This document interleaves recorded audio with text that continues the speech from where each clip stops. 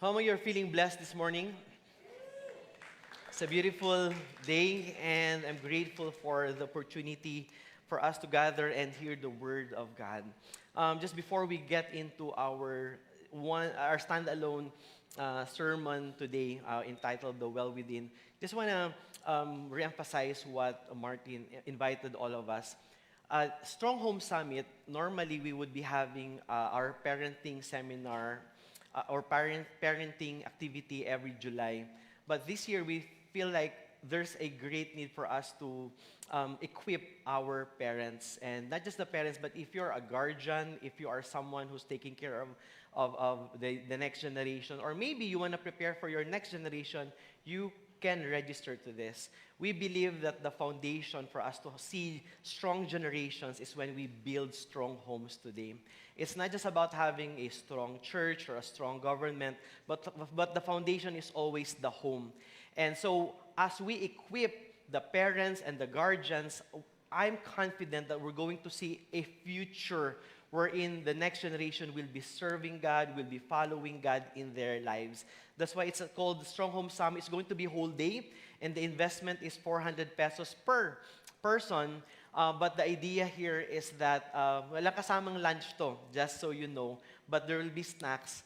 But the sessions will really mark into our lives. That's why ang tagline nito is Strong Homes Build Strong Generations. So I want to encourage you, do invest because we know this is going to impact not just your life, but the generations that will come after.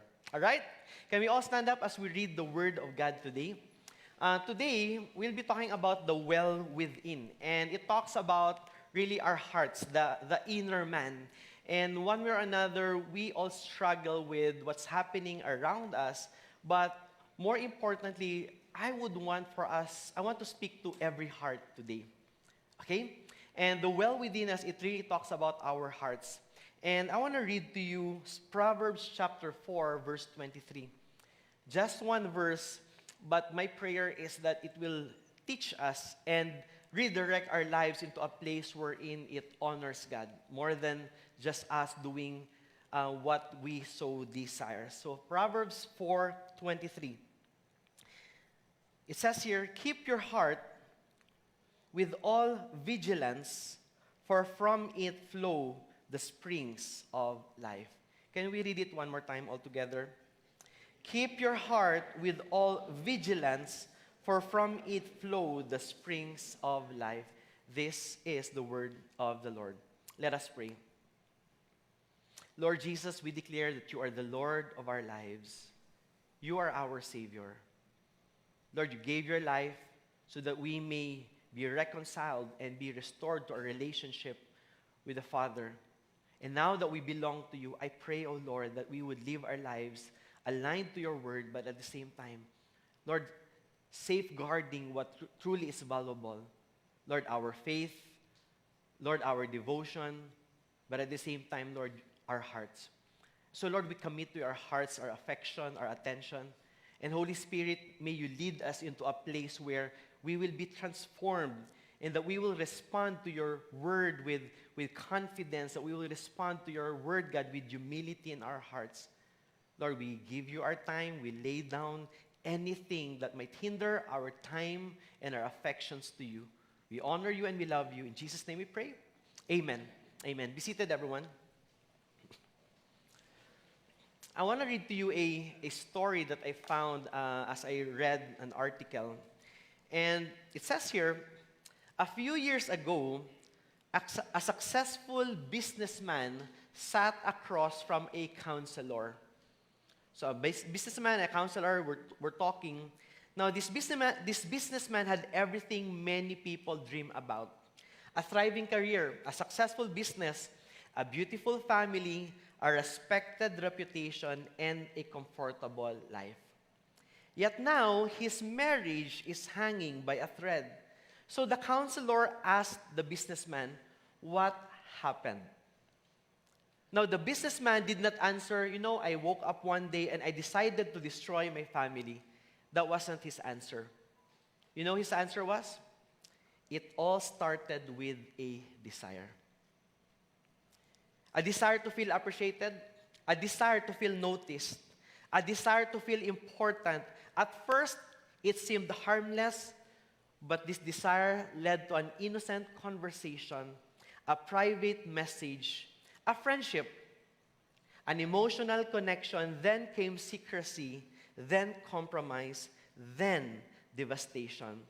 What destroyed his life did not start with simply an action.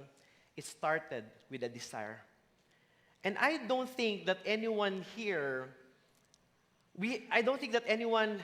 has that desire to walk away from our faith. I don't think that nobody suddenly becomes greedy. I don't think that nobody suddenly abandons God. I don't think that nobody suddenly falls into addiction. It begins in the heart. And one reality that we all need to understand is this truth. Our greatest problem is not around us, it's within us. You see, there are so many things that's happening outside of us, around us, that can influence our behavior, our reaction, and our responses. But I want all of us to understand that the things around us we have no in control with, but our problem is primarily what's happening within us. You see, there are struggles and there are things in our hearts that we are actually struggling with. We have our will, our affections, our thoughts, our emotions, and even the things that we respond to. And among you here, you could say that you are a reactive person. And normally, we react on things that we care about. And if there is something that we struggle with, here's this one word: desires. Our desire somehow bring us into a place where we respond to it or we react to it. And primarily, one theologian made this study, and the more that he studied about it, and he studied the Word of God, and he studied how he studied human behavior, he realized that there are 4 core idols. That one way or another, people respond or react to these idols. Now, firstly is what we call power. People think that if only they have the influence, if they have the position, then they are able to, they are in a position where they feel good about themselves. They feel that they have meaning, they have value if they have power. For other people naman, it's control. If I get to control people's behavior, if I get to control the situation, if I get to have control about everything, then I will be okay. That's why the way they desire for things, they wake up each day wanting to be in control. And if they are not in control, they become anxious, they get angry, and they try to control and manipulate the things around them. For other people, it's approval. They don't care about power, they don't care about control, but what they struggle with is approval. They wake up each day wanting to be affirmed, wanting to get acceptance and this approval from the people around them. That's why the way they operate, it's not about what pleases God, it's about what pleases people. That's why may mga people pleaser tayo, because they are wanting that approval. That's why they do things so that people will notice them, that people will like them. Even if it compromises their values, their belief, and even if it compromises their faith. Why? Because they have this desire for approval. And the last group is actually the people whose desire or their idol is simply what we call comfort. And these are people that they would make every excuse and give you every reason for them not to serve God, not to surrender their sins, not to do what God has called them to do. Why? Because they simply want what's comfortable. Right? That's why there are many of us, we know that being discipled is important, yet if it becomes uncomfortable, we will not walk in discipleship. We know that probably God had been telling you, go sign up and join a victory group. But you're like, Lord, but I don't like talking to people. For some of you, God had been speaking to you and telling you, hey, start serving. But Lord, we have every excuse and every reason for us not to do it. Why? Because these things, power, control, approval, and comfort, we make it above God. That's why it's an idol. And you see, our hearts are never neutral. That's why there is a need for us to keep vigilant, for us to guard our hearts. Why? Because our hearts has the capacity and the tendency to tell that any sin is okay and any compromise is acceptable. That's why we need the Word of God to become filters so that we may be able to know the Word of God and the will of God instead of doing what our hearts would desire. And Solomon here, very interesting, because Solomon, the one who wrote this, he gives us this nugget of wisdom saying, if there is one thing that is so important for you to do today, it is for you to keep your heart with all vigilance. It is for you to guard your hearts in other translations. But I just want to lay this down first and foremost. God has given us the free will to live our lives in accordance to our desires. Now listen to me. Not all desires are wrong. In fact, for some of you, you have a desire to serve God. You have a desire to grow towards spiritual maturity. For some of you, you have a desire to go full-time to be a pastor. Woo! Right? Now, for the single people here, you have a desire to get married. Can I hear an amen? Okay, sige. Sige, gito lang. For other singles here, you have this desire to remain single for life. Right? You see, not all desires are wrong. But if we make it ultimate, it becomes problematic. And so, Solomon wrote Proverbs for us to understand that there is a way of living that is in sync, that abides to who God is. In fact, the word hokmah, which means wisdom, Solomon gives this instruction that there is this way of living that represents God's leadership. Right? And so there is a way that we can live our lives. We wake up each day, and umaga-umaga pa lang, breakfast natin, Coke agad. But there is also a way that you wake up each day and you know that there is a way that is honoring to God. So every single day, there's that struggle of knowing what's right and doing what's right.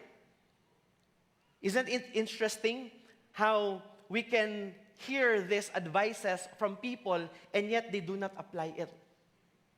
In fact, there's a part where the government would say, government warning, cigarette smoking is dangerous to your health.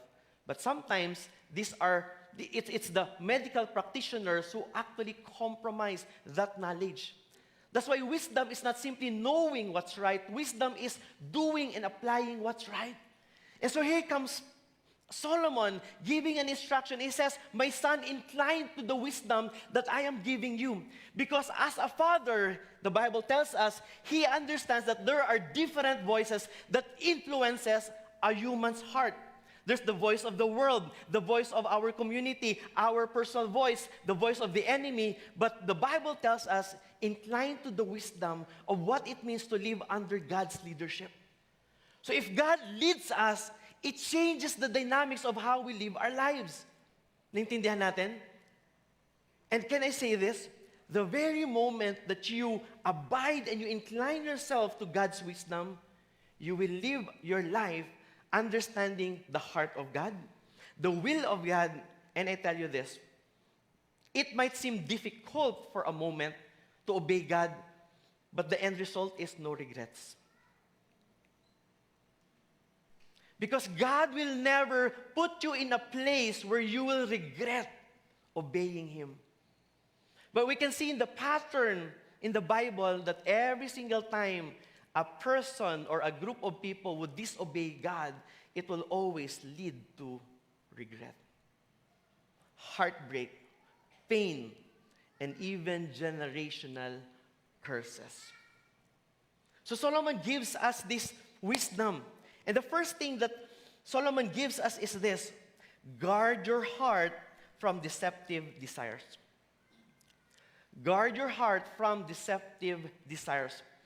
Proverbs 4:23, there's this verse in the NIV. And the Bible tells us, above all else, guard your heart.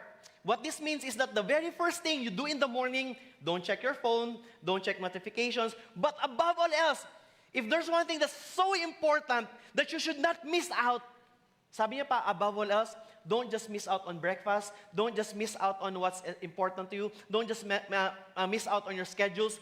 Solomon says here, above all else, he says, guard your heart. And the word guard, it simply means that you are to protect, to watch over. And here's the picture of it. Imagine if your heart that is very valuable, yet vulnerable, it's surrounded by a fortified wall. Remember if you would watch movies like Lord of the Rings or some war movies in ancient times, there's this fortified wall. And the people inside are kept safe as long as they're inside the wall. For you to guard your heart simply means you are like a soldier in that watchtower, making sure you are vigilant and you're constantly guarding the threats to what's inside. So every single moment you're looking at it, what are the things that can keep this heart from moving away from the pleasures of God? What are the threats into this vulnerable heart that can sway this heart into a place farther from God? That's why the Bible says, above all else, guard your heart. And you are like the soldier that's looking at what are the very things that is a threat from the devotion of this person. What are the very threats that can keep this person away from worshiping God? So it could be pride. It could be lust. It could be unforgiveness. It could be bitterness. And you see, all of these things we are not aware of because for us, as long as we show up to church, as long as we are religious enough to compensate for all our wrongdoings, we simply say, I'm going to be okay. But, one of the biggest problems of Christians is actually pride, spiritual pride. And we end up becoming performative with our Christianity. And instead of being a person of devotion, we become a person in simply moving in motions. Go to church, read my Bible, yet their hearts are left untransformed. And so, Solomon tells us here, we are to guard our hearts. You know why? It's not just because marupok ka. It's not just because we're easily swayed to the left or to the right. God gives us a description of what our heart is. Jeremiah 17, verse 9. This is how God describes our hearts. Can we all read together? The heart is deceitful above all things and desperately sick. The word deceitful, it means crooked, insidious, treacherous. In other words, our hearts have the capacity to distort things. That's why there are moments we say things na, deserve ko to. So you go in a relationship, you buy things that you don't need to impress people that you don't like, and you end up in regret. Because our hearts, as great as you look in the outside, there's something problematic about our hearts. And we have this pattern of rebelling against God. We have this pattern of moving away from God. Because why? Because our hearts are deceitful. And you know people, they started so well in their faith. They worship God. They were devoted to God. But because of one compromise, they're no longer walking with God. That's why the Bible never tells us to follow our hearts. Never in the Bible that it teaches us to follow our hearts. But do you know what Scripture tells us? Guard your hearts. Examine your hearts. Surrender your heart. Charles Spurgeon, he explains this. The heart is the reservoir of man. Our life is allowed to flow from it. Therefore, above all else, keep your heart pure. So if our hearts is the reservoir of how we live our lives, Now imagine if people would come to our reservoir, into this well that we have in our lives, what kind of water do they drink from? What kind of water do they get from us? Is it pure or is it poisoned? Because truth of the matter is this: your relationships are a reflection of the reservoir that you have. So if you are growing up bitter and angry, then you're going to see a family that's bitter and angry. But if your heart is full of love and joy, you're going to see a family that's full of love and joy. If your family is depraved and lacking in affirmation, guess what? We will see children longing for affection from the people around them. But if you would see, if in the family there's a culture of affirmation, encouragement, they will not look for encouragement and affirmation from the people around them. Because what comes towards them is a wellspring where there is full of life, joy, love, forgiveness. So here's the question: what kind of reservoir does your family get from you? What kind of water flows out of you? You see, polluted desires produce polluted decisions. And disordered affections produce disordered lives. So we are to guard our hearts from deceptive desires, because unguarded hearts always lead to compromise. Our failure to guard our hearts will always lead to compromise. And Solomon puts it this way: you set your heart directed to God, because if you fail to direct your heart to God, do you know what will follow? What will follow is the direction of our eyes, and where our eyes would look at, our desires will follow, and not just that, our direction will follow. Now, Proverbs chapter 4, a few verses after, verse 23, guard your heart above all else. Verse 25, let's go there. It says here, let your eyes, everyone say eyes. Let your eyes look directly forward, and your gaze be straight before you. In short, eyes on Jesus.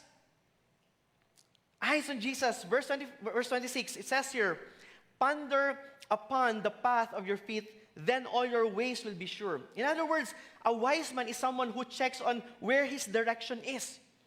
Because, for example, if you're not wondering why your relationships are messy, then you are very unwise with how you live your life. And the Bible tells us a wise man is someone who ponders, Lord, how am I walking right now? Are my children, are the people around me benefiting out of my faith in you? So ponder the path of your feet, then all your ways will be sure. Verse 27, it says here, do not swerve to the right or to the left, turn your foot away from evil. If you're not careful with how you live your life, if you swerve to the left or to the right because your heart is set there, then your eyes is set there, then it will lead you to destruction. Let me give you a biblical pattern. In Genesis chapter 3, how did Adam and Eve fall into sin? They saw, right? In short, there's a desire. There was this curiosity.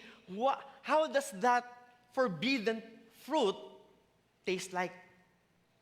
So as the curiosity started to grow, the Bible tells us that it was good on their eyes. So they saw it, and then it redirected their desires. And here's what happened. They took that, they compromised their faith. They compromised their obedience from God. They saw, and then it directed their walk. Not just that, David saw in his unguarded moments, in a time where kings would go to war, he stayed, and the Bible tells us that he saw Bathsheba bathing. And what he saw, it redirected his heart, and then he compromised. Not just that, Judas, his desire was always about money. But when he saw the money, he got tempted, and he compromised, and it led him to destruction. Church, do not ever underestimate what compromise can do. Do not ever compromise what one act of sin or disobedience can do. Because it will lead you into a place where you do not want to be. Last night, while preparing for this message, I asked, or I checked, I researched, if you're from Davao, heading to Tokyo, Japan, so from south to north, right? If you're supposed to get to Japan, but the moment you take off, malilihis ka lang ng 1 degree. The moment you take off, you will stay off course 1 degree the moment you take off. Do you know where it will lead you? Do you know where you will be headed? You will end up in Hawaii. And you might say, but Pastor, it's not bad. Hawaii is not the point. The point is this: 1 degree can change the course of your life's direction. In the same way, one compromise can lead you into a place full of regrets, but more importantly, it can lead you to a life of destruction. And the next thing you know, you've lost the things that are valuable to you. You've lost your family. You've lost your loved ones. Why? Because of one unguarded heart.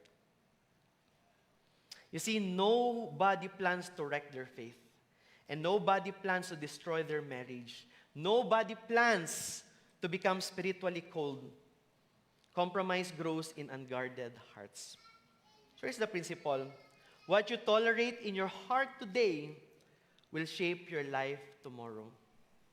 What you allow to happen in your life today, it will shape your life tomorrow. That's why kami ni Odi, siguro these are some practical things that we have, that me and Odi did when we had so we did a strategic planning for our marriage, and then we did certain things. Sabi namin ni Odi, my love, one of the things that we made sure is that if no other woman can sit in the car or ride in the car, that's exclusive if that woman is not my wife, nor my mother or my sister. So the only women who could ride in the car, na kaming dalawa lang, is my wife, my mom, and my sister. Guys, as much as I love you, church members, you cannot ride the car. You can buy your own car instead. Right? And not just that. When I would work, for example, I would work on my preaching, and sometimes I work on my preaching until 2 a.m. or 3 a.m. I will not work in a place where my wife cannot see what I'm doing. So I work beside my wife because it's for my protection. We're not legalistic here. I know she trusts me, but we want to safeguard our marriage because unguarded moments can lead to compromise. And it's just us. We're not saying that this is what the Bible says. It's not what the Bible says. It's our application to what the Bible says. And because our marriage is important to us, we are ensuring certain practices so that it will not lead us to compromise. Because truth of the matter is that our hearts are easily swayed. Especially right now, that we have our own phones, it can lead us into a place of compromise. So here's the question. The Bible tells us to guard our hearts, but is it enough?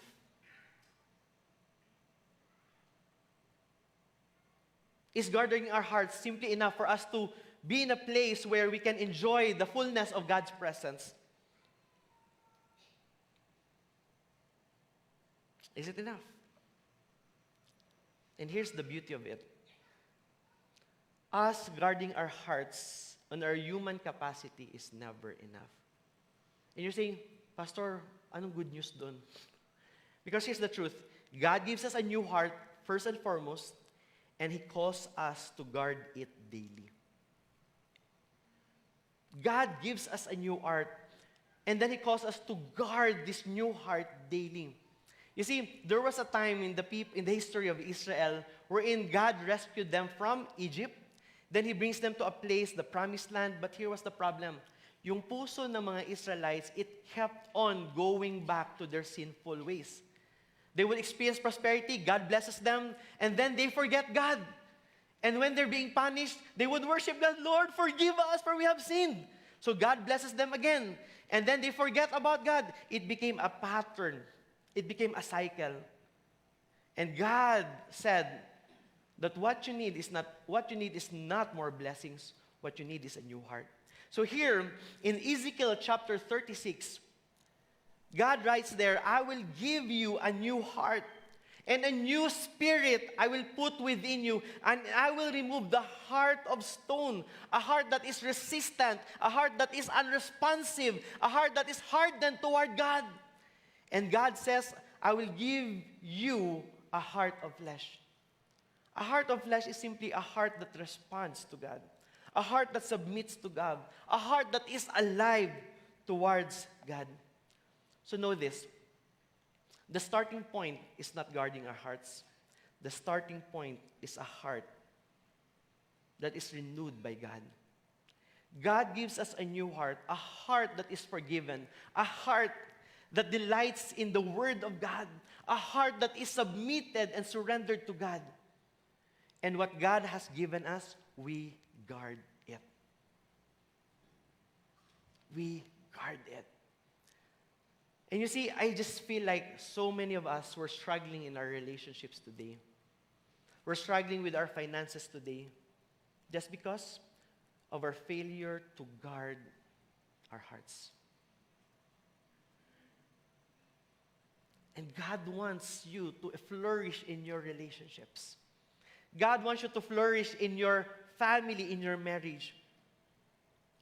But what God wants to do is not behavior modification.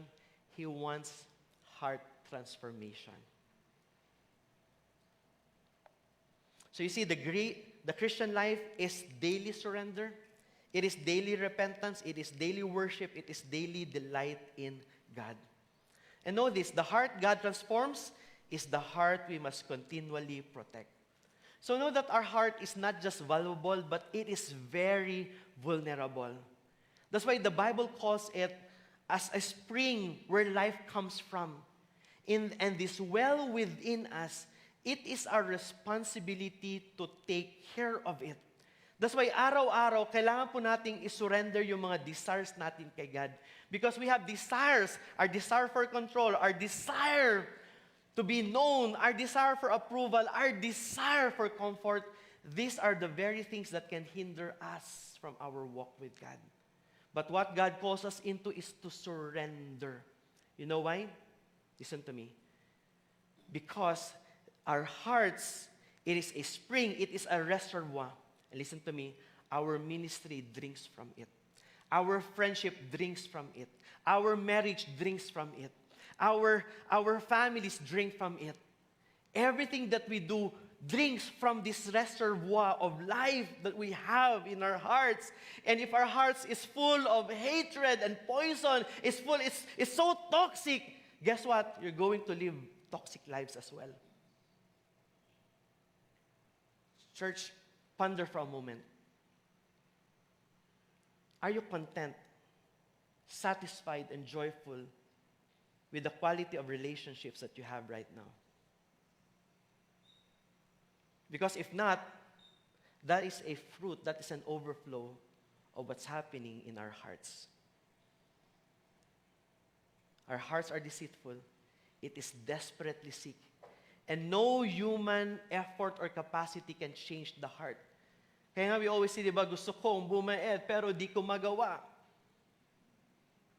We know that. And yet, we struggle day by day. That's why it's not simply about human effort. It's about our daily surrender to God. Because the people around us drink from that well within us. So the question is not how successful are you? The question is not how much money you have in your bank account. The question is not how busy are you or how gifted are you. The question is this: how is the well within you? How is that well within you?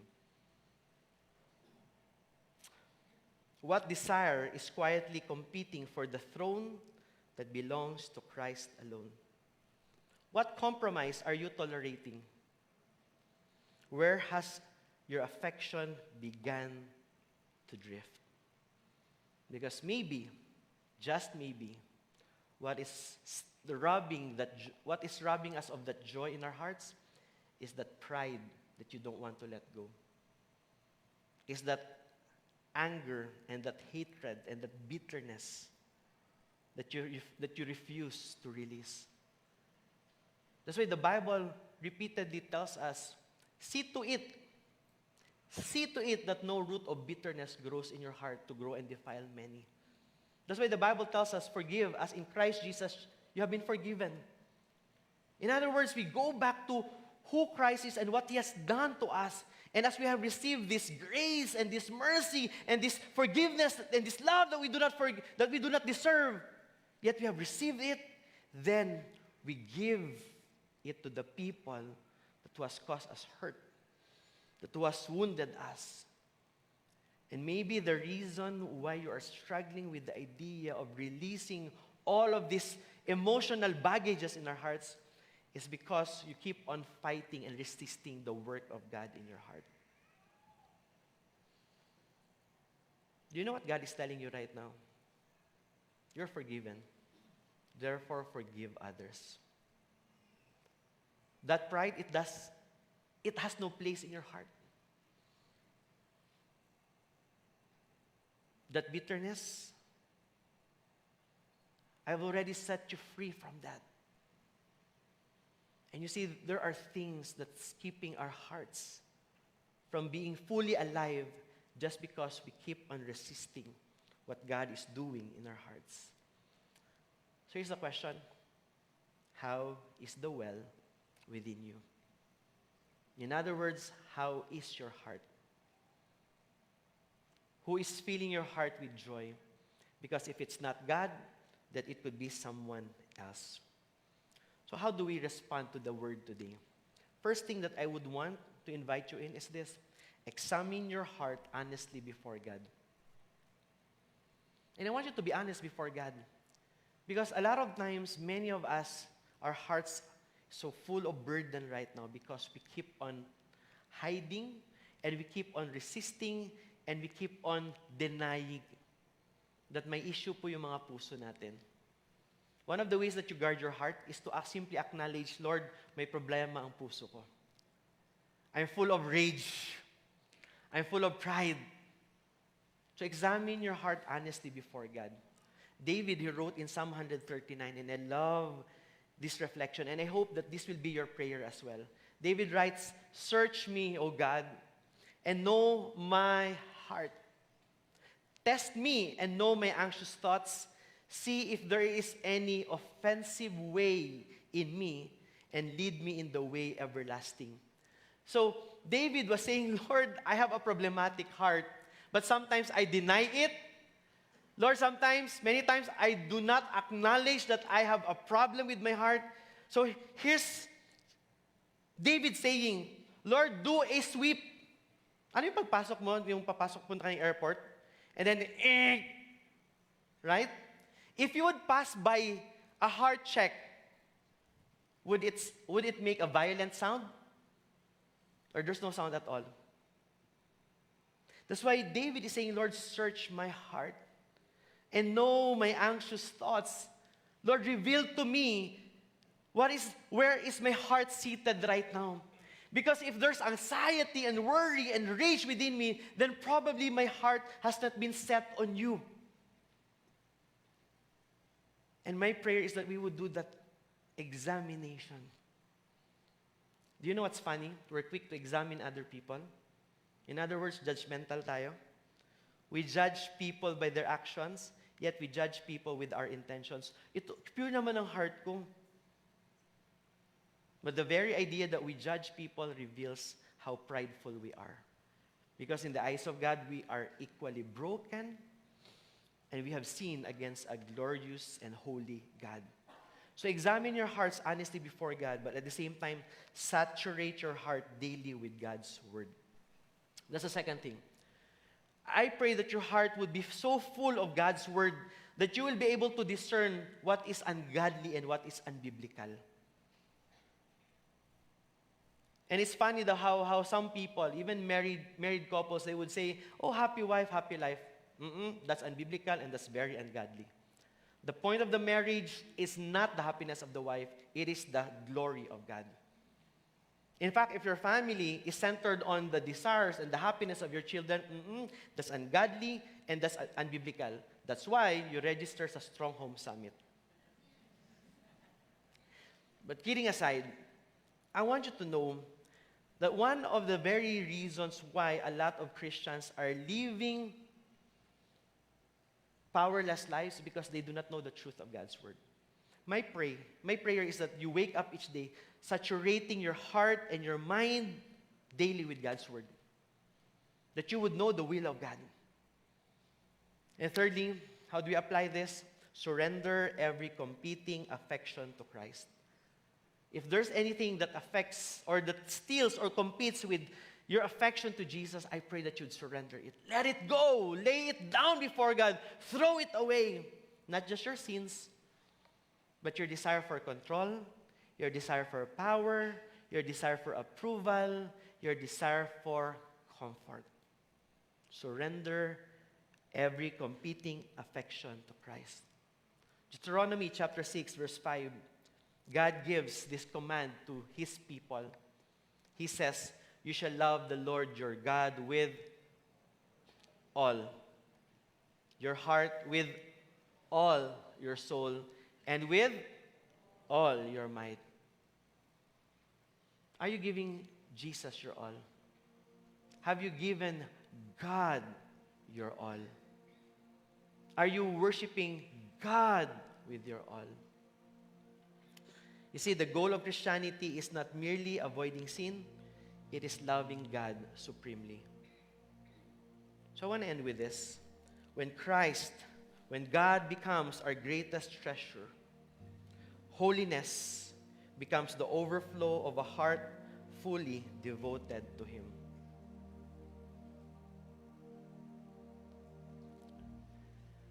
Church, I cannot check what's happening in your heart,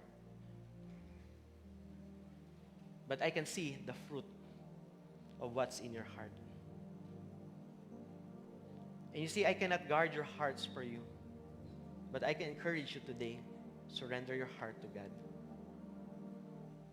Stop striving, because many times that you kept on following your heart, you've always seen the regrets and the wrong decision makings that you've made.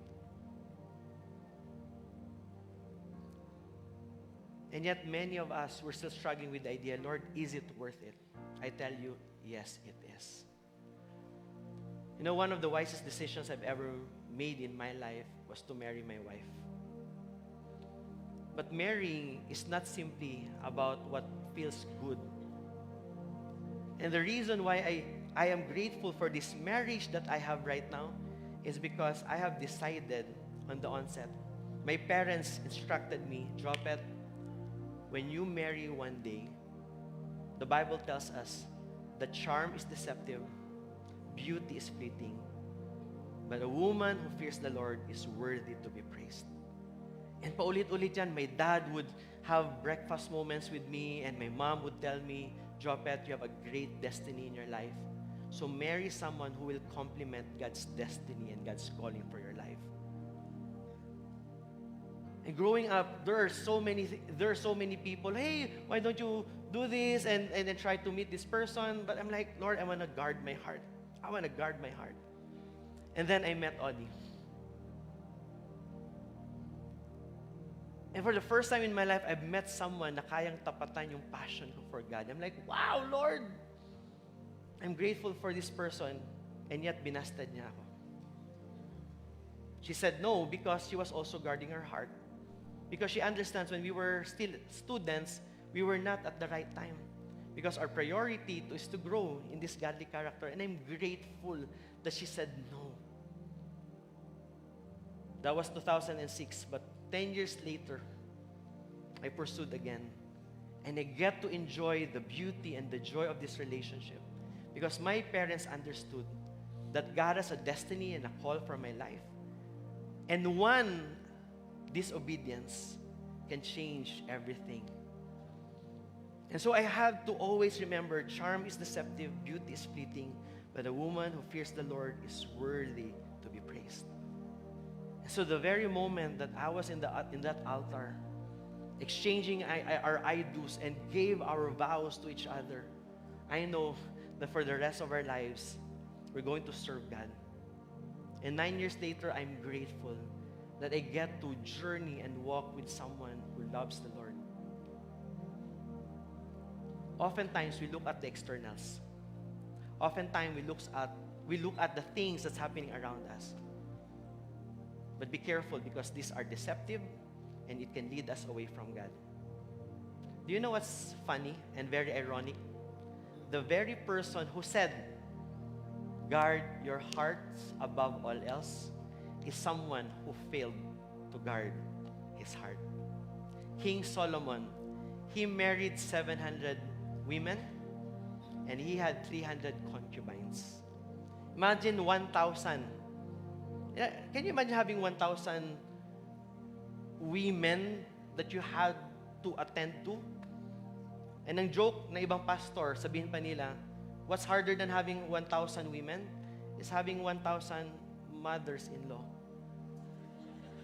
Not my words. Not my words. Ginaya ko lang sinasabi nila. But not just that. Because he thought that he was powerful enough, that he's in control. Do you know what Solomon did? He allied with kings who are paganistic, who worship different gods. That's why after his kingship, do you know what happened? Israel was divided into two. Because the very same man who said, guard your heart, he failed to do so. Here's my question. God has given us a new heart. Are we guarding the heart that God has given us?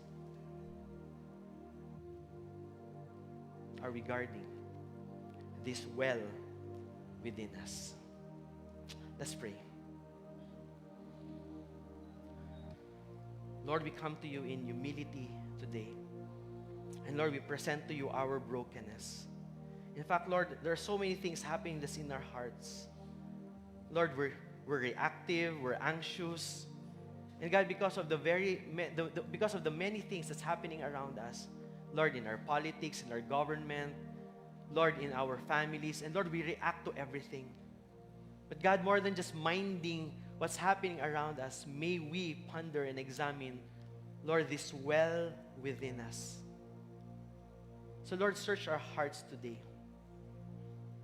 And just like what David said, if there's anything that's anxious in our hearts, Lord, I pray that you would reveal these things in our hearts, in our lives. And I pray, Holy Spirit, that you would do that examination sa mga puso namin.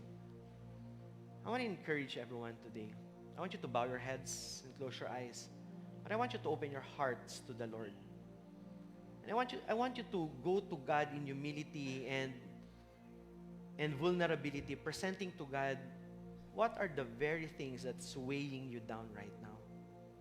And I want you to do two things. Number one, I want you to reflect on what's happening in your heart, but at the same time, number two, I want you to repent of any sin, of any desire that's causing you to move farther away from God. So I want to give you this moment right now. I want you to go to God in prayer and have this moment of reflection and repentance, offering to God your heart and your devotion. You can start praying right now.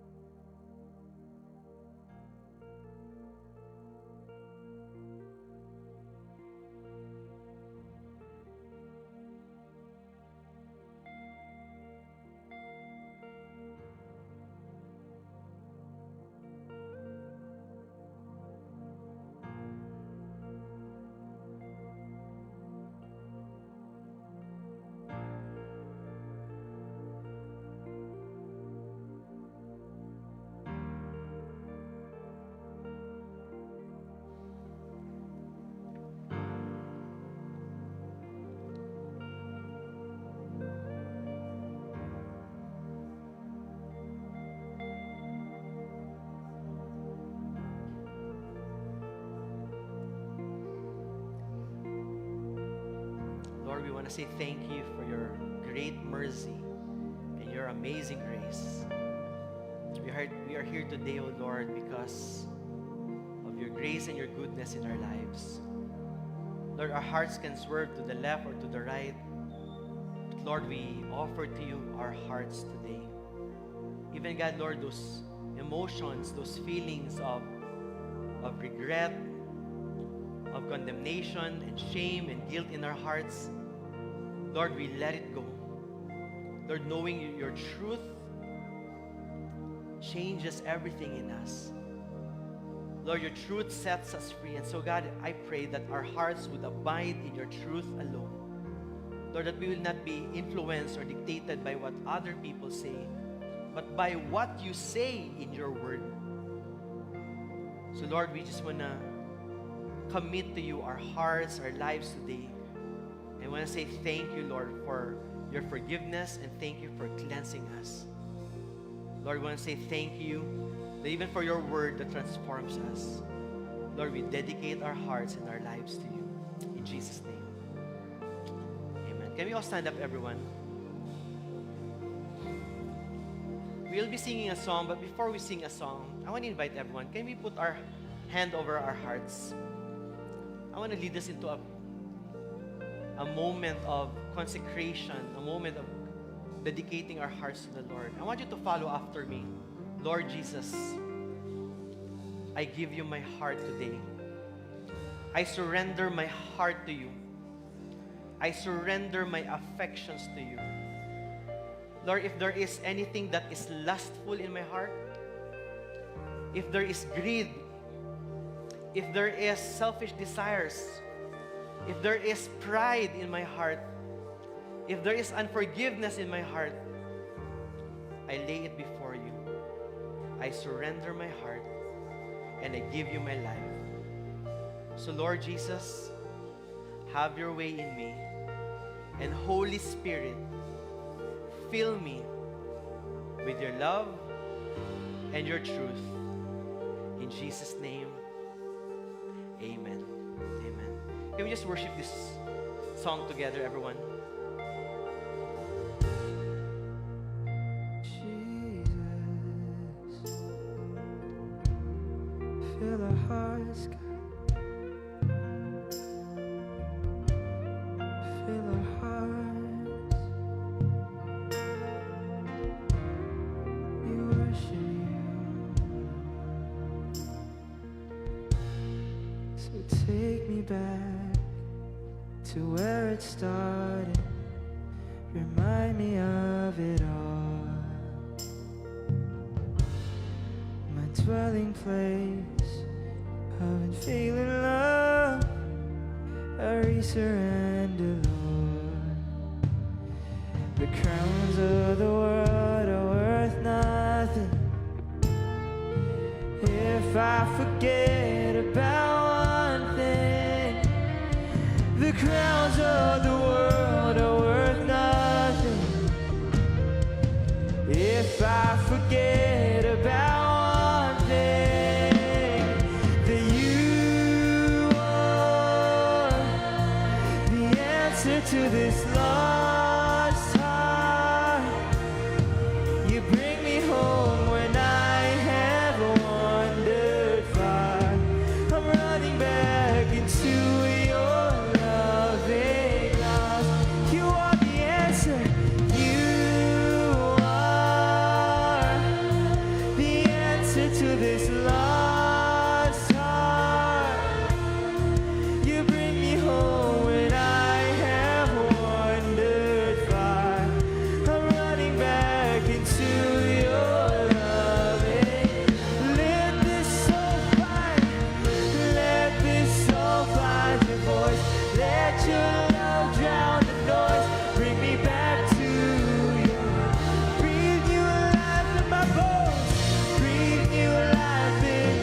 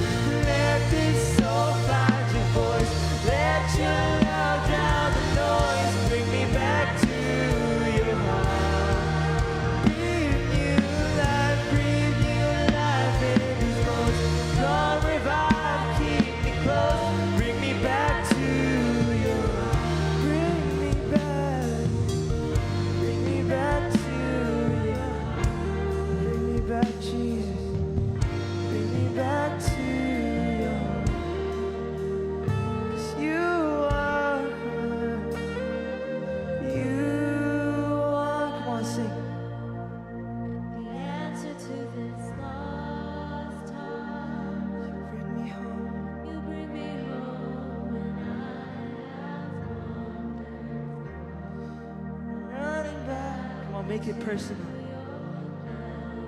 You are the answer, Jesus. Come on. 'Cause you are the answer to this love.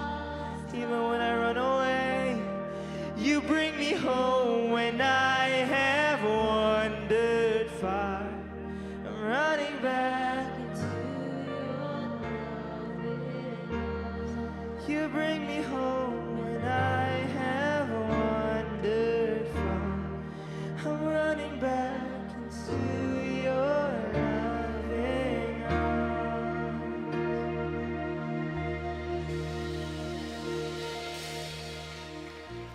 I want to pray for one group of people. While we were worshiping, God was just revealing a particular emotion that people would actually struggle with. And what God revealed to me is that there are so many of us who are struggling with offense. We're easily offended. And because of offense, we cancel people, we despise people, we dislike people, we put walls against people. And the Bible teaches us that offense is like a fortified city wherein you're putting people away. But at the same time, part of guarding our hearts is to surrender that offense in our hearts. What God is simply saying is, hindi na bagay sa isang Kristiyano ang may offendicitis. So to be easily offended reveals where we have anchored our emotions. In fact, if you look at how Jesus lived his life, he was unoffendable. That's why one of the marks of a matured Christian is you're unoffendable. There's this unoffendability that you portray or that springs out of you. Why? You know why? Because your security and your worth and the way you love is not determined by how people treat you, but it is anchored in the love of Jesus. So even if people would not appreciate you, so even if people do not recognize your worth or your effort, you're saying, Lord, I don't care. I am secured in you. So God wants you to release that offense right now. Because offense leads to bitterness, and bitterness leads to destruction. Let's all lift up our hands to the Lord. Lord, we let go of anything that you ask us to surrender. We let go of our pride. We let go of offense. We let go of the fleshly desires in our hearts. But Lord, we declare today that you are our greatest love. That you are our ultimate love. That nothing compares to who you are to us.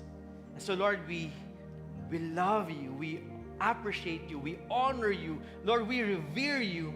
And Lord, I pray let holiness overflow and spring out of our lives. As we are immersed in your love, let love overflow in us and through us. I also pray, O Lord, may you be glorified in our lives. We love you, we honor you, and we bless your name. The Lord bless you and keep you. The Lord make his face to shine upon you and be gracious to you. The Lord lift up his countenance upon you and give you his shalom peace. Lord, we honor you in our lives. We bless your name. In Jesus' name we pray. Everyone say, Amen and amen. Church, our gathering has ended. Our service to the world begins. God bless you all.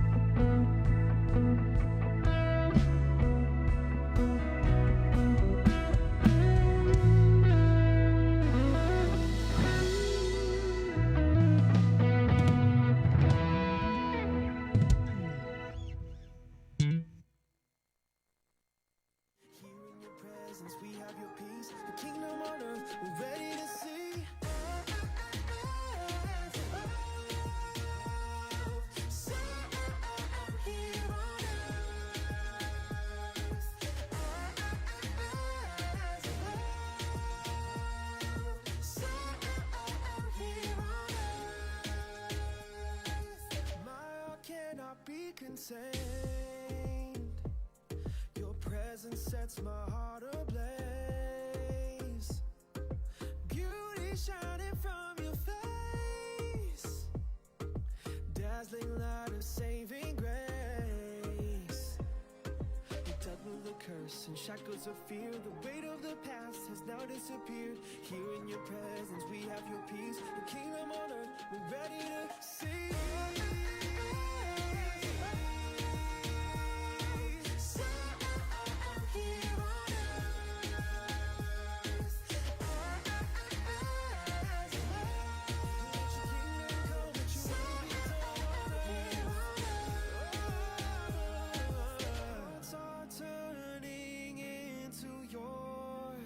Joy of salvation you restore. Oh, let your kingdom come, Jesus, let your will be done. Hearts are turning into yours. Joy of salvation you restore.